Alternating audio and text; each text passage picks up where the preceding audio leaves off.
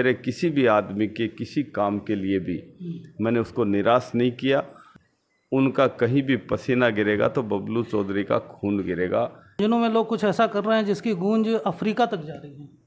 ये तो उनके शिष्य। और ये आपका जो ऐलान हुआ था निर्दलीय लड़ने का, इसके बाद आपको सीएम ऑफिस में बुलाया गया था और वहाँ जो बात हुई थी, प्रतिष्ठित समाचार पत्र ने ये छापा है कि आपकी कोई ऐसी बात हुई है कि आपको कृषि आयोग का चेयरमैन बनाया जाएगा या आपकी पत्नी है मधु जी, उनको प्रधान बनाया जाएगा। तो इस आधार पर फिर आपने नाम वापस लिया। बहुत प्रतिष्ठित समाचार पत्र ने छापा। ये किसके सूचना से ये अभी आपका सिर्फ पार्टी से समझौता है कि जैसे राजेंद्र भांबू जी हैं, आप लोगों के मनभेद दूर हो गए, मतभेद दूर हो गए, हमारी यानी कि राम भरत मिलाप जैसा कोई दृश्य दिखेगा क्या जनता को? कल सीएम साहब आ रहे हैं कि जैसे यहाँ पे मुस्लिम जो वोट हैं वो बीजेपी को उतने नहीं मिल पाते हैं, तो इस बारे में भी कुछ इस बार विशेष प्रयत्न किया गया है या कुछ? देखिए, मुस्लिम वोट तो भाजपा। नमस्कार मित्रों, मैं हूं डॉक्टर अभिषेक कुमार और आप देख रहे हैं तेजस न्यूज़ 167। हम बात कर रहे हैं झुंझुनू उपचुनाव की और इस समय जो सबसे चर्चित मामला चल रहा है या सबसे बड़ा टॉपिक चल रहा है झुंझुनू उपचुनाव से संबंधित, वो 2-3 टॉपिक ही हैं, जिनमें पहला है कि बबलू चौधरी, उनकी बगावत और फिर बाद में उनका उस बगावत को वापस लेना। जैसा कि हम घटनाक्रम जानते हैं कि जो सर्वे वगैरह चल रहे थे उसमें बबलू चौधरी जी का नाम सबसे आगे चल रहा था और ऐसा लग रहा था कि संभवतः उन्हें बीजेपी की यहाँ से टिकट मिलेगी। लेकिन फिर रात में अचानक ही ये खबर आ जाती है कि बीजेपी की जो टिकट है वो राजेंद्र भांबू जी को दे दी गई है। और इसके बाद में अगले दिन फिर बबलू चौधरी जी अपने चुरू रोड स्थित आवास पर, ऑफिस पर एक बड़ी मीटिंग बुलाते हैं जिसमें बहुत सारे लोग उपस्थित होते हैं। तकरीबन 4-5 हज़ार लोग थे। कहा जाता है कि एक व्हाट्सअप मैसेज पर ही ये इतने लोग रातों रात जो मैसेज गया था उसके बाद यहाँ पर आ गए। फिर कई सरपंच थे, कई बीजेपी के पदाधिकारी थे और परिषद के सदस्य हुआ करते थे। तो मतलब ये बहुत लंबी चौड़ी मीटिंग होती है और उसमें मंच से ये खुला ऐलान किया जाता है कि बबलू जो हैं वो निर्दलीय चुनाव लड़ने जा रहे हैं। तो एक तरह से बीजेपी से बगावत करने का या फिर ऐलान जंग उस समय कर दिया जाता है। और इसके सिर्फ इतना ही नहीं बल्कि बबलू चौधरी के नामांकन फॉर्म भरने की तारीख भी निर्धारित कर दी जाती है कि 23 तारीख को बुधवार के दिन और 11:15 बजे के लगभग वो फॉर्म भरेंगे। इससे संबंधित मैसेज जो हैं ये व्हाट्सएप पर, फेसबुक पर भी उनके चलने लगते हैं। लेकिन फिर पर्दे के पीछे कुछ दूसरी घटनाएं घटती हैं और जो अपने राजस्थान के खाद्य मंत्री जी हैं सुमित गोदारा जी, वो आते हैं। उसके बाद में बबलू चौधरी जी से उनकी बात होती है, समझाइश होती है। इसके बाद में ये कहा जा रहा है कि बबलू चौधरी जी को जयपुर ले जाया जाता है, वहाँ सीएम ऑफिस में सीएम से उनकी मीटिंग फिक्स कराई जाती है जैसा कि वो खुद कह रहे हैं। और फिर बंद कमरे में 1-1.25 घंटे के करीब उनकी सीएम ऑफिस में बात होती है। तो इन लोगों की आपस में जो भी बात होती है उसके बाद में फिर गोदारा जी और बबलू चौधरी जी और विजेंद्र पूनिया जी ये सब वापस जयपुर से झुंझुनू आते हैं और फिर बबलू चौधरी जी के ऑफिस में उन्हीं लोगों को, उन्हीं सरपंचों को, उन्हीं पार्षदों को और जितने भी लोग आ सकते थे उन सबको बुलाया जाता है। और फिर एक मीटिंग होती है जो कि लाइव, जिसका टेलीकास्ट पूरे झुंझुनू में होता है, पूरा झुंझुनू देखता है। और वहाँ पर फिर ये ऐलान किया जाता है कि जो बबलू चौधरी जी हैं वो राष्ट्र हित को देखते हुए और अपनी जनता के हित को देखते हुए जो निर्दलीय चुनाव लड़ने का उन्होंने मन बनाया था उसको वो वापस ले रहे हैं और अब वो चुनाव नहीं लड़ेंगे। अब इस पर मिलीजुली काफ़ी प्रतिक्रियाएं भी आई। जो उनके समर्थकों का कहना है कि बबलू चौधरी जी का मान सम्मान जो है वो पार्टी बनाए रखेगी और आगे भी उनका मान सम्मान बना रहेगा, उनसे संबंधित कोई काम नहीं रुकेगा। बबलू चौधरी जी ने जब बगावत की थी तब भी ये कहा था कि मैं लोगों के कहने पर ये कर रहा हूँ, और जब उसको वापस लिया तब भी उन्होंने ये कहा कि ये सारे लोग यहाँ पर बैठे हैं, ये मुझे कहेंगे तो मैं इस चीज़ को वापस ले लूँगा।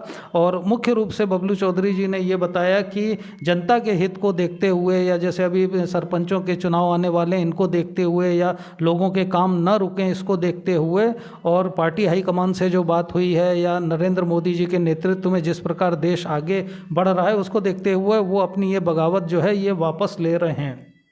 कल उनके मंच से बार बार एक बात और भी कही गई कि जो माननीय हमारे प्रधानमंत्री जी हैं उन्होंने उपराष्ट्रपति जो हैं ये झुंझुनू से दिए, या यमुना नहर की जो योजना है ये डबल इंजन की सरकार में पास होने जा रही है। तो इन सारी चीज़ों को देखते हुए उन्होंने अपना नामांकन वापस लिया। अब इससे कौन कितना सहमत है नहीं है, और ख़ास तौर पे मंच पे ये भी बताया गया कि बहुत से लोग थे जो चाहते थे कि वो निर्दलीय चुनाव लड़ें। वो जो युवक थे वो बाहर बैठ कर के रो भी रहे थे।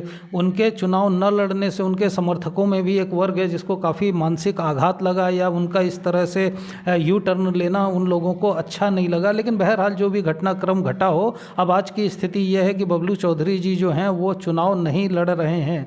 और ऐसे में ही आज एक प्रतिष्ठित समाचार पत्र ये छाप देता है कि सीएम ऑफिस के अंदर क्या बात हुई थी वो तो किसी को नहीं पता था, लेकिन एक प्रतिष्ठित समाचार पत्र ये छापता है कि वहाँ पर कोई ऐसी डीलिंग हुई है कि बबलू चौधरी को जो कृषि आयोग है उसका चेयरमैन अध्यक्ष बना दिया जाएगा और उनको जो है मंत्री का दर्जा दे दिया जाएगा। यानी एक तरह से उन्हें बिना चुनाव लड़े ही मंत्री का दर्जा मिल जाएगा। इसके साथ में उनकी जो पत्नी है मधु जी, उनको भी प्रधान बना दिया जाएगा। तो इन दो मांगों पर या इन दो बातों पर जो सीएम ऑफिस में और बबलू चौधरी जी में आपस में समझौता होता है, ऐसा एक बहुत प्रतिष्ठित समाचार पत्र है उसने आज ये छापा है कि विशेष सूत्रों के हवाले से उनके पास में ये खबर है। तो अब ये खबर जैसे ही आती है तो बहुत से लोगों का ये कहना था कि भाई पहले तो उन्होंने बगावत की, सबको मंच पर बुला लिया, अब वो लोग हैं जो अपने इस्तीफे लिए घूम रहे हैं वो सब भी पार्टी की और हाई कमान की नज़रों में आ गए हैं। उनकी भी फाइलें जो हैं वो पार्टी के दफ्तर में हाई कमान की टेबल पर पड़ी होंगी। आने वाले समय में हो सकता है कि उनके साथ भी पार्टी कुछ अनुशासनात्मक कार्रवाई करे या फिर उनको कोई विशेष महत्व न दे। तो इस खबर से काफ़ी हलचल हुई कि बबलू चौधरी जी ने मंत्री बनने के लिए या अपनी पत्नी को प्रधान बनाने के लिए ये जो निर्दलीय लड़ने का जो उनका ऐलान था इसको वापस ले लिया है।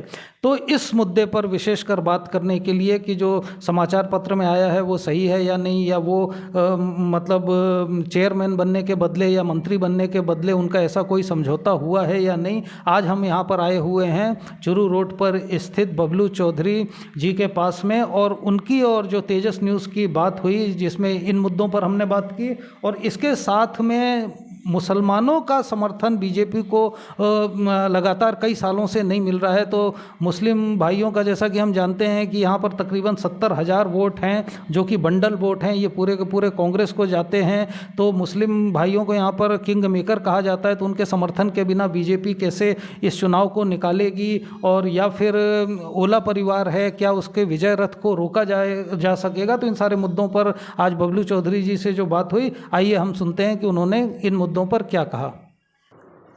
तो हमारे साथ में इस समय झुंझुनू के कद्दावर नेता, जनप्रिय नेता, लोकप्रिय नेता बबलू चौधरी जी, जिनकी यहाँ अपने आप में बहुत लंबी फ़ैन फॉलोइंग है। और सबसे बड़ी बात यह है कि जो भी इनके समर्थक हैं वो इनकी एक आवाज़ पे कुछ भी करने के लिए यहाँ पर तैयार रहते हैं। और अभी हम जैसा कि जानते हैं इन्होंने ऐलान किया था या इनके समर्थकों के द्वारा ये कहा गया था कि ये निर्दलीय चुनाव लड़ेंगे, लेकिन फिर कुछ ऐसा होता है कि अब ये अपना शायद नाम वापस ले रहे हैं और नामांकन नहीं भरेंगे। तो आइए हम इस पर बात करते हैं। नमस्कार सर। नमस्कार जी। सर, अब चुनाव की क्या स्थिति है आपका? चुनाव में हमारे शीर्ष नेतृत्व से बैठ के बात हुई है और हमारे समर्थकों से सबसे हमने राय ली। राय लेकर हमने ये निर्धारित किया कि जिस तरीके से हमारे देश के प्रधानमंत्री नरेंद्र मोदी जी और इस प्रदेश के मुख्यमंत्री जी जिस तरीके से काम कर रहे, 2014 से हमारे प्रधानमंत्री जी इस देश को आगे ले जाने में जिस तरह से समर्पित भाव से देश हित में काम कर रहे हैं, और 10 महीने में रूलिंग पार्टी के होने के नाते हमने मुख्यमंत्री जी को झुंझुनू विधानसभा के मैंने कोई भी काम सौंपे, वो काम जिस तरीके से किए गए उन सब को देखते हुए, हम प्रत्याशी को नहीं देखकर कमल के फूल को देखते हुए ये निर्णय हमारे कार्यकर्ताओं ने लिया कि हमें कमल के फूल को खिलाना है। सर, आपकी ज़बरदस्त फ़ैन फॉलोइंग है, आपकी एक आवाज़ पे इतने लोग इकट्ठे हो जाते हैं, उसमें इतने सरपंच थे, पदाधिकारी थे। हम लोग उस दिन यहीं थे, हम लोगों ने देखा कि लोग अपने इस्तीफे तक जेब में लिए घूम रहे हैं। तो ये ऐसा कैसे है?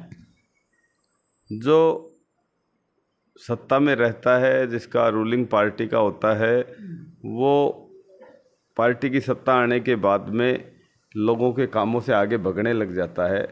उनसे जुड़ाव नहीं रखता है। मैं पिछले 10 महीने से जनता के बीच रहा और मेरे किसी भी आदमी के किसी काम के लिए भी मैंने उसको निराश नहीं किया, और यही कारण है कि आत्मीयता से इस तरीके से जुड़ाव मेरा जनता के साथ है कि वो ये मानते हैं कि मैं उनका कहीं भी पसीना गिरेगा तो बबलू चौधरी का खून गिरेगा। इस बात को मानते हुए मेरे जो संबंध हैं उन संबंधों के हिसाब से लोग जुड़े हुए हैं, उनका जुड़ाव है। सर, आपके सामाजिक कार्य भी बहुत ज़्यादा हैं, आपको लगता है उसका भी इम्पैक्ट पड़ता है? या बार बार आपके मंच से गौशाला की बात आ रही थी और भी बहुत सी चीज़ें आ रही थी। ये तो अपना जीवन यापन तो कीड़े मकोड़े भी करते हैं। मानवता के लिए जो भी कुछ अंदर से भावना होती है वो सारे काम मैं करता हूँ, और इसी भाव से, कोई राजनीतिक भाव से नहीं, ये इसी भाव से गायों की सेवा या कोई सामाजिक काम जो करने होते हैं वो करते हैं। उसमें मुख्य रूप से एक तो गौशाला को काफ़ी दान वगैरह की बात आ रही है। हाँ, झुंझुनू विधानसभा की सारी गौशालाओं को मैंने 5-5 लाख रुपए दिए। आगे भी सारी गौशालाओं से मैं जुड़ा हुआ हूँ। वो लंपी बीमारी के समय भी सुना है कि आप लोग? हाँ, लंपी के दौरान भी मैं गौशालाओं को निरंतर उनको देसी इलाज करवाना, उनके दवाइयाँ, उनके कार्ड, उनके खाने पीने के प्रबंध निरंतर करवाता था। और झुंझुनू में किसी बीहड़ को कुछ ग्रीन प्रोजेक्ट से संबंधित भी कोई बात है? झुंझुनू बीएड को हम एक बहुत अच्छा प्रोजेक्ट उसमें बनाना चाह रहे हैं, जिससे झुंझुनू की जनता एक इतना बड़ा ट्रैक बनवाने के प्लानिंग में है, और उसमें कोई 10 आदमियों की 20 आदमियों की एक कमेटी बनकर वहाँ इन झुंझुनू में हमारे ये समस्या है कि कोई भी परिवार अपने बच्चों के साथ, अपने परिवार के साथ कोई ऐसी जगह नहीं है जो पर्यटन स्थल हो जहाँ प्रकृति से जुड़ाव हो। तो उसको डेवलप करने के लिए फॉरेस्ट डिपार्टमेंट से और नगर परिषद से, दोनों के सहयोग से हमारा एक बहुत अच्छा प्रोजेक्ट वहाँ लाने का प्रोग्राम है। सर, कोई अंतर्राष्ट्रीय सम्मान वगैरह की भी बात आती है आपसे संबंधित, इथोपिया वगैरह कुछ? नहीं, ये तो समय समय पे इस तरह के जो प्रकृति के लिए काम करते हैं, कुछ कई पर्यावरण से संबंधित काम करते हैं, वो अलग अलग स्टेटों में, अलग अलग ज़िलों में इस तरह के आदमियों को मोटिवेट करने के लिए हमेशा कोई सेमिनार रखते हैं, कोई उनको प्रोत्साहित करते रहते हैं। तो उसी के अंतर्गत इथोपिया एम्बेसी ने एक कार्यक्रम रखा था, और मतलब वहाँ की सरकार से आपको सम्मानित किया गया था राजदूत के माध्यम से? हाँ, वहाँ खूब पर्यावरण प्रेमी और प्रकृति के लिए काम करने वाले अलग अलग स्टेटों के लोग थे, उनमें मुझे भी सम्मानित किया गया। मतलब अपने झुंझुनू में लोग कुछ ऐसा कर रहे हैं जिसकी गूंज अफ्रीका तक जा रही है। ये तो उनके सिस्टम है, उनका जो गर्व की बात है सर। अपने काम, ये जो काम कर रहे हैं वो निस्वार्थ भाव से प्रकृति के लिए कर रहे हैं, और उन्हें इस बात का पता है कि ये प्रकृति अगर इसके साथ छेड़खानी हुई, अलग अलग देशों में लोग, बहुत से एनजीओ इस काम में लगे हैं, और बहुत से लोग अपने सारा सब कुछ जीवन छोड़ के इसके लिए समर्पित भाव से लगे हुए हैं। तो ये तो जीने के साथ साथ बहुत आवश्यक है कि हम इस प्रकृति को बचा के रखें। सर, फिर ये आपका जो ऐलान हुआ था निर्दलीय लड़ने का, इसके बाद आपको सीएम ऑफिस में बुलाया गया था और वहाँ जो बात हुई थी, तो फिर उसके बाद फिर आपने न लड़ने का इरादा बनाया था? जी, मैंने मेरे सभी कार्यकर्ताओं की वापस मीटिंग बुलाई, हम बैठे, हमारे को जिस तरीके से, मतलब वहाँ पे ऐसा क्या कहा गया था कि फिर आपने मन बदल लिया? मन इसीलिए बदल लिया कि हमारे सारे कार्यकर्ताओं के इनके 4 साल तक ये उपचुनाव बीच में आ गया, नहीं होता तो भी हमें 4 साल तक इस बात का इंतज़ार करना पड़ता कि अगला चुनाव आएगा, और तब तक हमारे कार्यकर्ता, हमारे आदमी कोई निराश होके नहीं जाए, उनके किसी काम में कोई रोड़ा नहीं अटके, उनके सारे के सारे काम होने चाहिए, विकास में हर जगह हमारी भागीदारी होनी चाहिए। इसीलिए पार्टी हित में हमने ये निर्णय लिया। हाँ सर, शहर में काफ़ी हलचल इस बात से भी है कि बहुत प्रतिष्ठित समाचार पत्र ने ये छापा है कि आपकी कोई ऐसी बात हुई है कि आपको कृषि आयोग का चेयरमैन बनाया जाएगा, या आपकी पत्नी है मधु जी, उनको प्रधान बनाया जाएगा। तो इस आधार पे फिर आपने नाम वापस लिया। बहुत प्रतिष्ठित समाचार पत्र ने छापा। ये किसके सूचना से छापा और उनकी क्या बात हुई ये मुझे नहीं पता, लेकिन मैं उस बात के लिए आपको कहना चाहता हूँ कि कहीं भी कोई शर्त नहीं रखी गई, कोई हमारी शर्त नहीं है, मतलब आप किसी प्रलोभन में नहीं आए? कोई प्रलोभन नहीं है। और अगर मुझे कोई प्रधानी की अगर कोई घर पे आके पटक के भी जाए तो मैं प्रधानी लेने वाला नहीं हूँ। कोई मुझे प्रधानी से मतलब नहीं। किसान आयोग के इसमें ये कहा गया चेयरमैन बनना मतलब कि आपको मंत्री का नहीं, किसान आयोग के चेयरमैन के बारे में लिखा है वो बिल्कुल निराधार बात है। किसान आयोग के चेयरमैन हमारे CR चौधरी जी ऑलरेडी बने हुए हैं, तो कहीं कोई आधार नहीं इस बात का। अब उन्होंने किन सोर्सों से कैसे विश्वस्त सूत्र के हवाले किसके हवाले से उन्होंने लिखा है कि बीजेपी के कोई बहुत बड़े लीडर ने मुझे बताई, तो या तो वो डिस्क्लोज करें किस लीडर ने उनको ये बातें बताई। और हमारी ऐसी कोई बात नहीं हुई। आपने मतलब निस्वार्थ भाव से? एकदम निस्वार्थ भाव से हमने तो कोई मिनिस्ट्री का लोभ नहीं, कोई लोभ नहीं है। अब सर एक बहुत महत्वपूर्ण बात ये पूछी जा रही है, जैसे उस दिन भी आपके उससे हुआ था कि अभी आपका सिर्फ पार्टी से समझौता है कि जैसे राजेंद्र भांबू जी हैं, आप लोगों के मनभेद दूर हो गए, मतभेद दूर हो गए?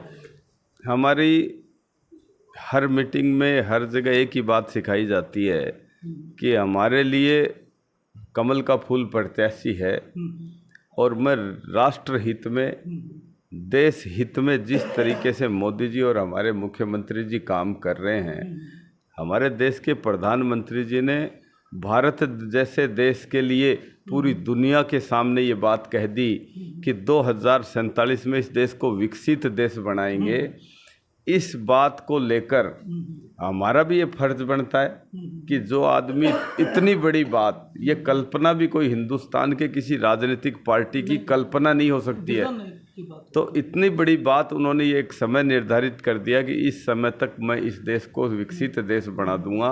जिस तरह की फ्लैगशिप योजनाएं चालू कर रखी हैं, जिस तरह का विजन लेके प्रधानमंत्री जी काम कर रहे हैं, उन सब को देखते हुए मैंने कोई MLA के पद और ये सब कुछ बहुत छोटी बातें हैं, कोई मंत्री पद ये भी छोटी आपसे लोगों को ये उम्मीद भी नहीं थी, फिर एकदम से अखबार में आ गया तो ये मैं उस बात के लिए आपको ये कहता हूँ, वो कोई भी ऑथेंटिक न्यूज़ नहीं है। कहीं भी ऐसी कोई बात हमारी चली ही नहीं। और अगर कोई ये कहे कि प्रधानी की बात, ये बात, तो प्रधानी तो मुझे दे तो भी मैं नहीं लूँगा। नहीं, लोग सर अब ये जानना चाह रहे थे कि वो झुंझुनू कोई ऐसा दृश्य देखेगा क्या कि एक मंच पे भांबू जी भी हैं, आप भी हैं, यानी कि राम भरत मिलाप जैसा कोई दृश्य दिखेगा क्या जनता को? कल CM साहब आ रहे हैं और पार्टी के नॉमिनेशन की डेट डिसाइड हुई है, तो कल ही दिख जाएगा ये तो। अच्छा, ये कल दिख जाएगा। कल आप लोग पूरे जोशो खरोश के साथ में जा रहे हैं? बिल्कुल, जहाँ बबलू चौधरी जाता है वहाँ बिल्कुल ईमानदारी से जाता है। क्योंकि अब तक बीजेपी की सबसे बड़ी समस्या यही चल रही थी कि जो एक मत नहीं हो पा रहे थे, इस वजह से सीट नहीं निकल रही थी। इस बार आपको उम्मीद है कि बिल्कुल नहीं, एक मत हो बिल्कुल। और सर एक चीज़ और भी है कि जैसे यहाँ पे मुस्लिम जो वोट हैं वो बीजेपी को उतने नहीं मिल पाते हैं, तो इस बारे में भी कुछ इस बार विशेष प्रयत्न किया गया है या कुछ? देखिए, मुस्लिम वोट तो भाजपा को पिछले 10-15 साल से मैं देख रहा हूँ कि कोई आश्वासन दे भी देता है तो मुस्लिम मतदाता हाथ के अलावा वोट नहीं डालते हैं। तो उसका क्या कारण है सर? देखिए पूरे देश में तो पड़ी रहे हैं, मोदी जी इतने प्रचंड बहुमत से जीते हैं, तो मुस्लिम वोट तो पड़े ही है ना सर। वो तो देखो उनका सोच है कि नहीं, मतलब अपने बीजेपी की तरफ से इस तरह की कोशिश की जाती है क्या उनका दिल जीतने की या कुछ? हमारे तो मोर्चे बना रखे हैं, अल्पसंख्यक मोर्चा बना रखा है, उनके काम भी करवाए जाते हैं, कोई उनके साथ कोई ऐसा भेदभाव नहीं किया जाता है। तो सारी योजनाओं का लाभ उनको है, सब चीज़ें बाकी सोच उनकी है, उनको किसने क्या भ्रमित कर रखा है वो जाने। तो मतलब ये जो कांग्रेस का लगातार विजय रथ चल रहा है, इसको अब रोक दिया जाएगा? हाँ, हमारी पूरी कोशिश रोकने की रहेगी। चलिए सर जी, आपने इतना समय दिया, बहुत बहुत धन्यवाद साहब।